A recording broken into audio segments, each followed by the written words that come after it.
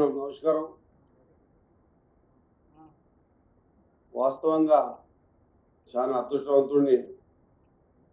నాకు ఇచ్చిన శాఖలు 2 శాఖల్లో ముఖ్యమైనటువంటి నిర్ణయాలు తీసుకుని, క్రీడా శాఖలో ఒక స్పోర్ట్స్ పాలసీని తీసుకొని క్రీడా ప్రేమికులు క్రీడాకారులకు అందరికీ కూడా మంచి ఎర్ర తివాచి పరిచి వారి నైపుణ్యాన్ని బయటికి తీసే విధంగా తీసుకున్న పాలసీ. అదే మాదిరిగా ప్రీతమ ముఖ్యమంత్రి గారు తమ ఆలోచన విధానాన్ని, ఎవరికి తట్టని విధానాన్ని, ఈ రాష్ట్రంలో గోశాలలు ఎక్కడ పడితే అక్కడ ఒక ప్రాతిపదికన కాకుండా నిర్వహిస్తూ సరైన దానికి ఫుడ్ కానివ్వండి, గోవులకు నీళ్లు కానివ్వండి, కరెక్ట్ ప్లేస్ కానీ లేకుండా నిర్వహిస్తున్న సందర్భంలో మరి తెలంగాణ గో సంరక్షణ ఆలోచన తీసుకొచ్చి దీనికి కూడా ఒక పాలసీ తీసుకొచ్చి ఖచ్చితంగా ఈ పాలసీలో గోవుల సంరక్షణ ఏ విధంగా చేసుకోవాలనేటువంటి దాని మీద ఒక మంచి ప్రెజెంటేషన్ ఇవ్వడమే కాకుండా దీనికి కొంత రీసెర్చ్ చేసి దాదాపు 2 నెలలకించి ఒక ప్రక్రియ కొనసాగుతూ ఉంటే మేము వచ్చిన తర్వాత ఆ ప్రక్రియ గురించి లోతుగా విశ్లేషించి 5-6 గోశాలను విజిట్ చేసి ఏ విధంగా ఉండాలి, ఎందుకు ఆవులు అంతా డొక్కారిపోయినాయి, కొమ్ములు విరిగిపోయినాయి, సరైన నీళ్ళ వసతి లేదు, ఎక్కడ పడితే అక్కడ దోమల కాటకు రోడ్ల మీద పడుకున్నప్పుడు వాహనాలు ఆ కాళ్ళ మీద పోతా ఉంటే ఆ ఫ్రాక్చర్ అయ్యేటువంటి ఆవులని ఈ విధంగా కాకుండా ఒక స్ట్రక్చరల్ గా ఏర్పాటు చేసుకోవాలని మన తెలంగాణలో 306 గోశాలని మొత్తం వెతికి తీసి ఈ స్ట్రక్చరల్ ని ఈరోజు ఒక పవర్ పాయింట్ ఘోష్ గారు మాకంతా అంటే మేమంతా కలిసి చూపించడం ద్వారా మొత్తం మంత్రివర్గం అంతా కూడా సానుకూలంగా ఖచ్చితంగా ఒక పైలట్ ప్రోగ్రాం ప్రకారంగా ఎన్కేపల్లి వెటర్నరీ యూనివర్సిటీ కానివ్వండి, వేములవాడ దేవాలయం దగ్గర యాదగిరి గుట్టలో అత్యాధునికంగా గోశాలను ఏర్పాటు చేయాలని చెప్పి నిర్ణయం తీసుకున్నందుకు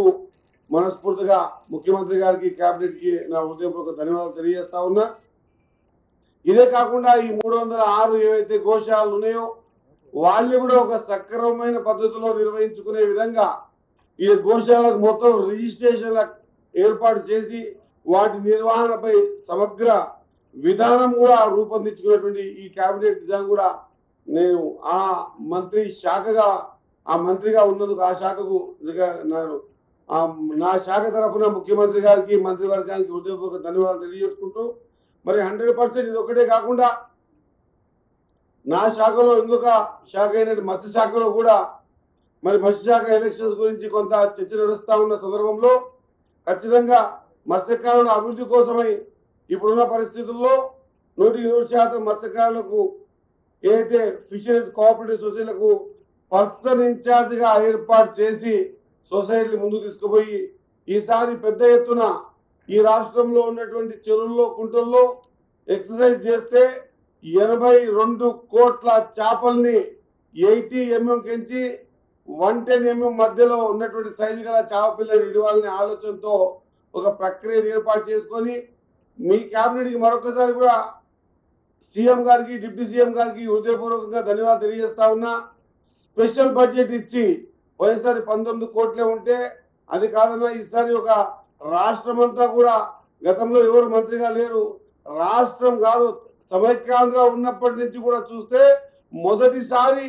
ఆ కులానికి చెందినటువంటి వ్యక్తికి ఈ చేపల ఫిష్ ఈ మంత్రిత్వ శాఖ రావడం మొదటిసారి వచ్చింది. కాబట్టి రాష్ట్రం అంతా చేపల మంత్రి అంటా ఉన్నారు. మరి చేపల కులానికి చెందిన నేను కూడా చేపలు విడవకపోతే కొంత తప్పవుతుందన్న మాట చెప్పగానే వెంటనే నిర్ణయం తీసుకొని 122 కోట్ల బడ్జెట్ ని అలకేట్ చేసి ఈసారి పెద్ద ఎత్తున 82 కోట్ల చేప పిల్లల్ని ఖచ్చితంగా అంటే ఇది ఒక సిస్టమేటిక్ గా గత 10 సంవత్సరాలుగా ఈ సిస్టమ్ అంతా కొలాప్స్ చేసినటువంటి ఆనాటి పార్టీ ఇవి అట కాకుండా ఆనాటి ప్రభుత్వం కొలాప్స్ చేసినది కాకుండా ఈసారి విత్ విజిలెన్స్ తో సహా కౌంటింగ్ కంపల్సరీ ఉంటుంది,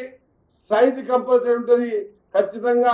3 లేయర్లుగా చేప పిల్లలు పెరుగుతాయి. ఒక చేప మీద మాత్రమే ఆహారాన్ని భుజిస్తుంది, ఇంకొక చేప మధ్యస్థంగానే మాత్రమే ఆహారం పెరుగుతుంది, ఇంకొక చేప కింద బురదలో పెరుగుతుంది. ఈ విధంగా కాంబినేషన్ తో 3 చేపలకు సంబంధించినటువంటి ఆ పర్సెంటేజ్ ప్రకారంగా ప్రతి చెరువులో కూడా చేప పిల్లల్ని విడిచే విధంగా దీంట్లో అందరినీ కూడా జవాబుదారంతో ముందుకొచ్చి వాళ్ళ సమక్షంలో నిర్వహించుకునే విధంగా ఏర్పాటు చేసుకునే నిర్ణయం కూడా కేబినెట్ తీసుకున్నందుకు నేను కేబినెట్ కి ప్రీతం ముఖ్యమంత్రి గారికి, అదే మాదిరిగా డిప్యూటీ సీఎం మరి ఆర్థిక శాఖ మంత్రి గారికి నా హృదయపూర్వక ధన్యవాదాలు తెలియజేసుకుంటా ఉన్నా. మరి నాకు ఇచ్చిన 3 శాఖల్లో 3 శాఖలకు సంబంధించి స్పోర్ట్స్ పాలసీ రావడం, అదే మాదిరిగా యానిమల్ హస్బెండరీలో గోశాల రావడం, అదే మాదిరిగా ఫిషరీస్ లో ఈ విధంగా ఈ రోజు స్పెషల్ బడ్జెట్ తీసుకుని కార్యక్రమం తీసుకున్నందుకు మనస్ఫూర్తిగా ధన్యవాదాలు తెలియజేస్తా ఉన్నా. Thank you.